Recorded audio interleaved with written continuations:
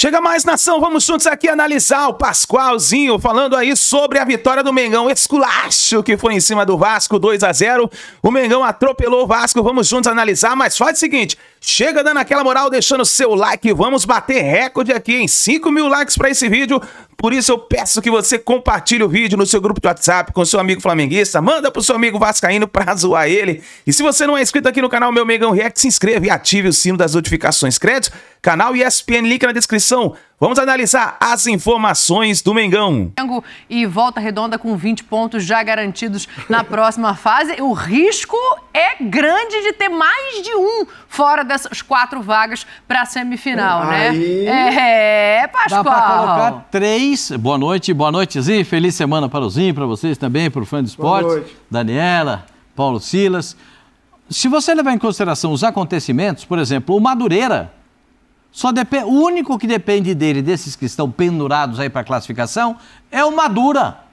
É o Madureira. É isso, minha senhora. Aquela camisa bonita que tem o Madureira, é o único que depende só dele. Ganhou, tá classificado. Não tem... E é contra... Não conta nada pra ninguém, o Zinho vai ficar meio chateado comigo, mas é contra o Nova Iguaçu, inclusive, que também precisa do resultado nessa partida. Porque ainda pode se classificar. É lá, hein? É lá no Laranjão. Mas o Madureira só depende dele. Hein? Só depende dele. Então, não, o Vasco tem 14 pontos. Se vencer o jogo contra o Botafogo, também classifica. É que é um clássico, né? Mas também classifica, vencendo o próprio jogo. O Vasco tá numa situação meio que desesperadora. Né? Depois a gente vai falar desse jogo aí. Esse jogo teve um time... Pra mim só teve um time jogando. Flamengo e Vasco só teve um time jogando. O gol do Cebolinha... Que isso, Pascoal? Olha o golaço aí, Pascoal. Dá uma olhada, ó. Vê se ele... Ó.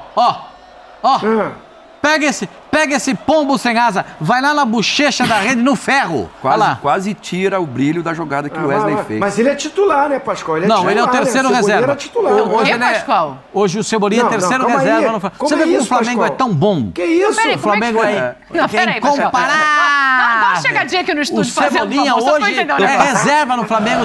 Tipolino hoje é reserva no Flamengo. Não, peraí, Pascoal. Ele era titular. Não, a posição era dele. Ele teve uma lesão. O Momenzi, futebol Momenzi. Hoje é Bruno Henrique. Quem é que vai tirar o Bruno Henrique dali? O Pedro, então, se voltar, vai voltar à reserva. Vai voltar devagarinho.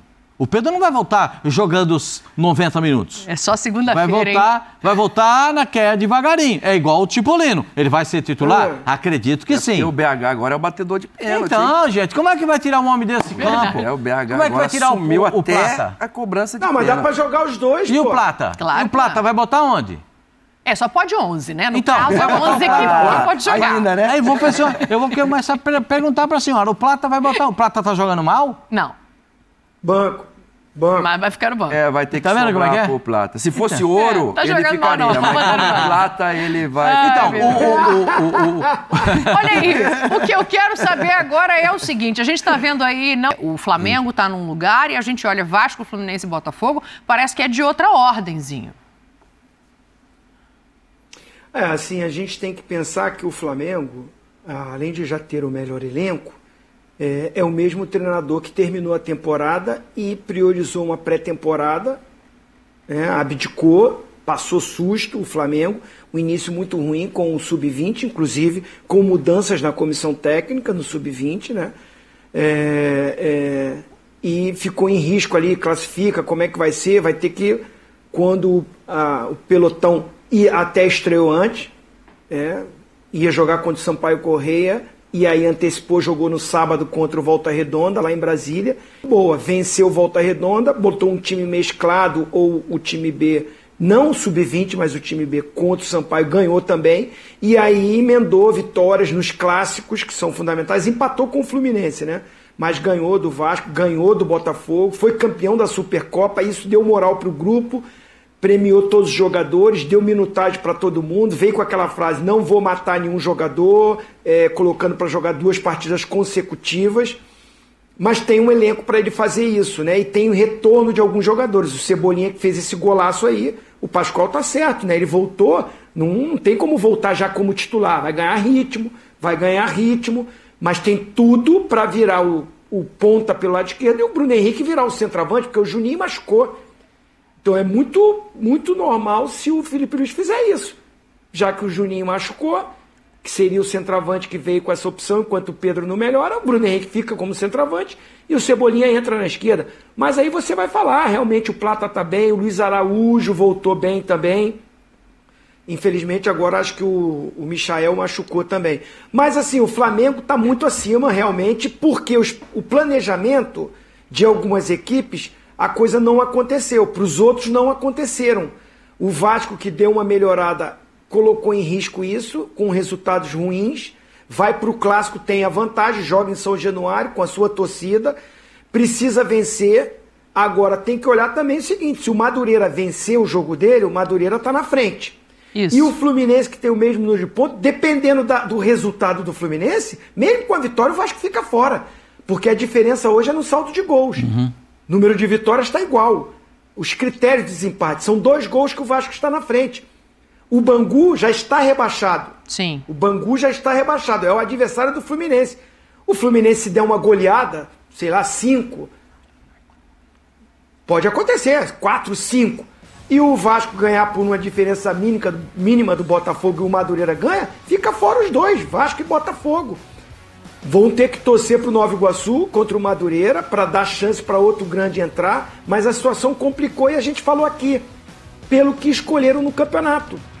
Né? O campeonato foi feito de acordo para os grandes fazerem uma pré-temporada. Vai botar o Sub-20, vai botar o time B para jogar com os times de menor investimento. Só que esses times estavam bem ajustados e fizeram pontos. E o time alternativo dos grandes, muitos não pontuaram e não está dando tempo de recuperar. Entendeu? O Volta Redonda já mostrou a força que tem. Então, assim, um campeonato que ficou os clássicos para o final, acabou que um grande está matando o outro.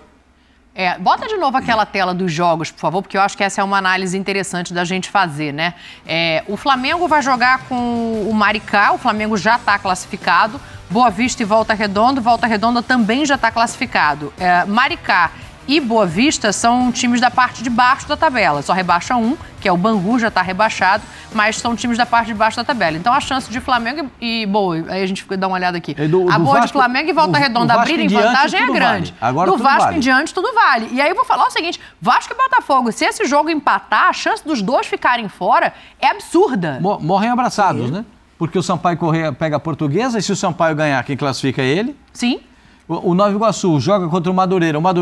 O Nova Iguaçu e o Madureira disputam uma vaga diretamente. Se o Nova Iguaçu chegar, vai a 16 pontos, também entra na zona de classificação. Aí o Madureira precisa do resultado fora de casa, o Nova Iguaçu precisa fazer o mando de campo valer. Vai ser lá no Laranjão? No Laranjão. Esse pode ir lá, Zinho? Você pode jogar lá? Lá no Laranjão. Tá. E o Fluminense com o Bangu. Pode, vai estar lotadinho. E vai estar aquele calor de Nova Iguaçu. 52 graus. E Fluminense e Bangu. Que o Bangu é uma grande decepção, né? Uma grande decepção. O Fluminense vai pegar o Bangu com todas as cartas na mão para garantir um bom resultado e fazer até uma diferença de gols. Se o Fluminense não passar diante de um time rebaixado e o Fluminense não fizer uma vitória, mas uma vitória robusta, aí é uma grande decepção. Qual que é o tamanho do prejuízo pro Campeonato Carioca? Porque, assim, o Zinho traz um ponto que é muito importante, né? Se só classificar o Flamengo dos grandes, você tá falando? Porque, assim, o Zinho traz uma coisa que é muito importante. A federação fez uma reunião com os clubes pensando em mudar modelo de campeonato para a próxima temporada. A temporada começa muito cedo, então tem outras pretensões. A gente está falando de 3 times que vão estar no Super Mundial: Fluminense, Botafogo e Flamengo. Um outro que está com um treinador novo em remontagem de elenco, que é o Vasco. Então, ninguém priorizou.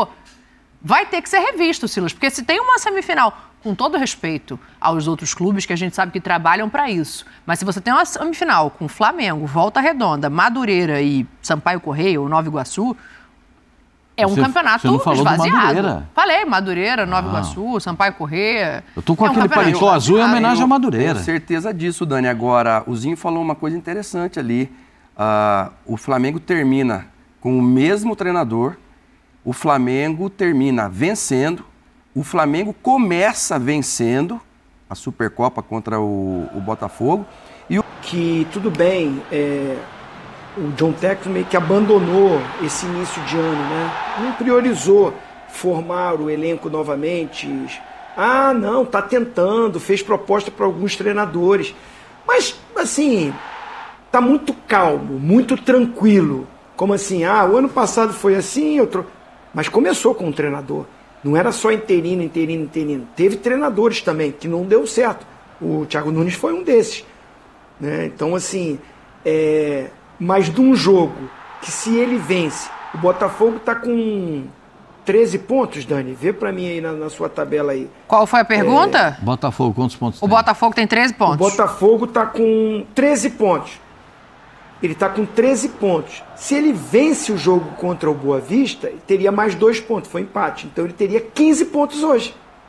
Sim. E a gente está falando que ele teria 15 pontos com 5 vitórias. Então ele estaria no G4.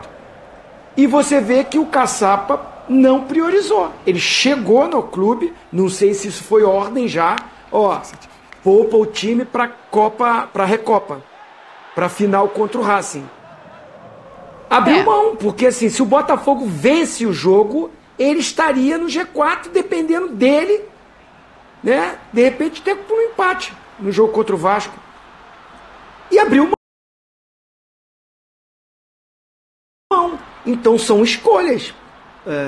É nítido que a direção do Botafogo não coloca só no texto, não. Os diretores que estão aí, os analistas, a comissão técnica que está, eles também estão comungando da mesma coisa. Não, tranquilo, vamos aqui com o que dá. Se der para classificar, legal. Se não der, não é o fim do mundo. Não é mesmo, não. O Botafogo é atual campeão brasileiro, né? O Botafogo é atual campeão. Tal, mas assim, terceiro ano consecutivo, você com a base do time que ficou, você não classificar no Carioca, eu acho que é uma decepção. Porque você não tem a certeza da conquista, já perdeu a Supercopa. Você não tem essa certeza que vai ganhar a Recopa. É jogo duro. A gente viu o Racing jogar, né, Pascoal? Então, é um jogo complicado. E o momento do Botafogo não é o melhor. Sim. Então, eu acho que abriu mão, sabe, de um campeonato que teria tudo para brigar com o Flamengo. Ah, essa pergunta, o Flamengo está muito à frente dos outros? Está porque muitos deles também não quiseram o campeonato. O Fluminense agora que entrou com força. E provavelmente classificando vai ser o grande adversário do Flamengo. Porque se o Vasco classificar, já mostrou que não tem como medir forças. O Fluminense, que empatou com o Flamengo de 0-0, com o seu time ali todo nas mãos, ali, todo mundo inteirinho, vai fazer mais frente ao Flamengo. E o Botafogo, pelo jeito que faria, o time do Botafogo inteiro bem, mesmo com o Almada que saiu, o Luiz Henrique, eu acho que faria força, faria frente ao Flamengo, mas abriu mão. Dessa maneira, parece que vai cair realmente no colo do Flamengo, né? Não, assim, se você levar em consideração tudo que está acontecendo, como o Flamengo tem um elenco incomparável diante dos outros, né? Agora, isso aí eu vou dizer um negócio pra você. Tá meio irritado aí, hein, Pascoal? Nós temos dois craques aqui. Não me decepcionem. Porque é o seguinte, essa letrinha, era aí o Matheus que está ali? O Matheus Gonçalves e o Wesley. Matheus Gonçalves ali. É uma letrinha, uma seguradinha na bola, uma letrinha ao contrário. Isso aí é bonito para quem está vendo, mas irrita quem está jogando. Joga melhor, então. Irrita quem está jogando. Corre o risco de tomar uma entrada mais dura e se machucar. Ô Pascoal, eu acho que o que o Kerlon fez lá naquele jogo do Cruzeiro e o que o Edilson fez no jogo, no clássico Corinthians e Palmeiras, eu acho que aquilo ali não. Aquilo ali eu acho que não dá para admitir. Mas acho que é diferente. Nesse caso aqui, sabe, tá dentro, é da regra, cara. Eu vejo tanta gente quando, sei lá, vai jogar tênis e começa a dar balão. Se vale, tá na regra, quem que tá do lado de lá é que tem que dar o jeito dele. Então, assim, tudo bem, tem que ter um ali para falar, Wesley, pô, segura aí. Existe amizade entre os jogadores também, mas o cara tem que se bancar nisso aí, cara. Isso aí não tem jeito. Aquilo ali é do jogo, é brasileiro. A gente tomou 6 da Argentina nos juniores, aí a gente viu, eu vi os jogos todos agora das finais do Sul-Americano. Coisa linda ver os meninos, o tal de Pedrinho, os meninos, o zagueiro do Flamengo, um zagueirão, acho que é Iago. É o Iago. Joga pra caramba. É isso, eu arrepio de lembrar disso, porque é o futuro. Então, e o Brasil, o melhor que a gente tem, por que o Rafinha tá sobrando no Barcelona? Porque o Rafinha, ele vai para o Lamine Yamal, que nem brasileiro pra gente achar que tá puxando aqui a brasa, né, pra nossa sardinha aqui, não.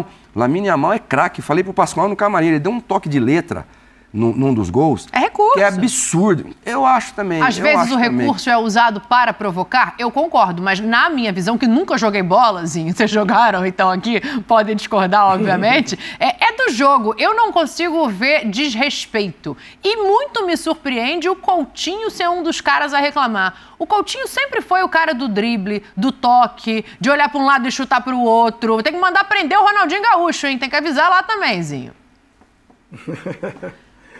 Eu acho que assim, tem lances e lances, né? Vamos dizer, vou relembrar um recente. O que o Wesley tentou fazer no clássico contra o Botafogo, ali foi um exagero. Dar uma lambretinha. Sim, e ele erra a lambreta, né? Um jogo 0x0, jogo duro, o jogo difícil, o jogo que tá pegado, a torcida tá vaiando, o jogador não tenta aquela jogada. Quando a fase não tá boa, quando você tem que chamar uma responsabilidade no lance, tô falando isso porque aconteceu comigo. Eu não tô criticando os atletas, não. Tô falando o que eu vivi. O jogo, quando a fase não era boa, eu não tentava algum tipo de jogada. Quando a fase tá boa, tudo tá dando certo, você tá com moral, a torcida tá te aplaudindo, você tá com possibilidade de seleção brasileira, aí você fica mais solto, até que você... vou tentar, se eu errar, você não vai me vaiar e tal. E o Flamengo já tava ganhando o jogo. Então, assim, esse lance específico, acho que assim, os jogadores do Vasco exageraram. Porque houve uma troca de passe, realmente para botar na roda ou para ter posse de bola, mas eu não achei assim desrespeito do Wesley. Esse lance contra o Vasco. Ele e o Matheus Gonçalves. Troca de passe, de repente, você poderia... Vem cá, você é meu adversário, você quer falar o que eu tenho que fazer? Eu tô ganhando o jogo, prendi a bola, toquei, trabalhei, tô com moral, tô com confiança. Não achei que ele passou do tom. Passou do tom, os jogadores do Vasco indo pra cima, querendo brigar, desnecessário. Ali ele usou a qualidade dele para um recurso de posse de bola e que foi pé em pé. Se ele tivesse pego a bola como foi contra o Botafogo, fazer um lance de malabarismo que ele não costuma fazer e que quando o jogador tá numa pressão não tenta fazer, aí eu achei que foi um exagero do Wesley. Causou até tumulto, que o brabão lá do Barbosa foi pra cima e tal, né? Que também não precisa virar violência. Não precisa virar violência, né? O cara tentou dar uma lambreta, tentou me humilhar, por causa disso eu vou querer bater, vou querer dar um soco. Chega junto, quando tiver a tua chance, dá também uma letra, dá também uma caneta. Devolve na bola. Agora, especificamente esse lance do Vasco... Achei que o Wesley usou da sua qualidade técnica com o Matheus Gonçalves para ter uma posse de bola no momento que o Flamengo está ganhando, está sobrando, e teve a qualidade para fazer isso. Aí o Vasco passou do ponto. Os jogadores que se envolveram, não aceitaram. A fase não está boa, a pressão começa a vir, é risco de não classificar, sangue quente. Depois os caras vão ver que também exageramos. É minha opinião. Eu acho que assim, se ele tenta dar uma lambreta como foi contra o Botafogo, ou como o Silas falou, levantar a bola, ficar fazendo embaixadinha na cabeça, vai no ombro e tudo, não são lances que você usa no jogo. Se usar isso em prol de fazer um gol, habilidade, qualidade, tem recurso para isso, ótimo. Agora, fazer embaixadinha, tentar uma lambreta desnecessário e não vai acontecer nada, é só para humilhar, aí dá tumulto. Nesse lance do Vasco, eu acho que o Wesley não tá errado no que ele fez, não. Aqui, né, o Silas está chamando a atenção que o Luiz Araújo tenta dar uma caneta. O Luiz Araújo tenta dar uma caneta ainda no final, olha lá. É que ele tenta perde dar a uma bola. caneta. É que se é o Arrascaeta, por exemplo, e o Bruno Henrique que estão tentando fazer isso aí, fica tudo certo. Ninguém faz nada, Mas né? é como são os dois meninos, né? Sabe o que eu acho que tem também, Silas? E o Felipe, eu acho que ele vai muito bem na entrevista quando ele... Eu discordo dele, ele concorda com o Pascoal, ele acha que o Wesley não agiu bem, mas tem muito do ranço do jogo anterior. O jogador vê o que está acontecendo, sabe da briga com o Botafogo, e eu acho que isso acaba entrando também numa hora como essa. Vamos ouvir o Felipe Luiz para a gente continuar aqui. O jogo foi limpo, absolutamente limpo. No minuto 95 aconteceu essa jogada que o próprio Wesley pediu desculpa. Ele sabe que ele está errado. Eu adoro jovens, moleques que gostam que sejam abusados, que sejam ousados, que vão para cima, mas que não desrespeitem. E isso é normal, eu também fiz muito isso. Já tive na pele dele, já fiz muito isso e depois a gente aprende. Pode ver que não é o Danilo, não é o Léo Ortiz, não são esses jogadores que vão fazer, normalmente são jovens e eles vão passar por isso e dá confusão porque são clássicos. É basicamente isso. Hoje foi um jogo totalmente limpo, respeitoso das duas equipes. Eu contra o Botafogo não posso dizer a mesma coisa, mas hoje não tenho nada para falar, senão respeito máximo pelos jogadores do Vasco. Vencemos na bola e o jogo foi todo na bola. Foi na bola, ele diferencia, acho que diferencia muito bem uma coisa da outra, mas deu aquela chamadinha ali junto com você, Pascoal. Só a minha visão a respeito disso. Dentro do campo, para a torcida fica bonito.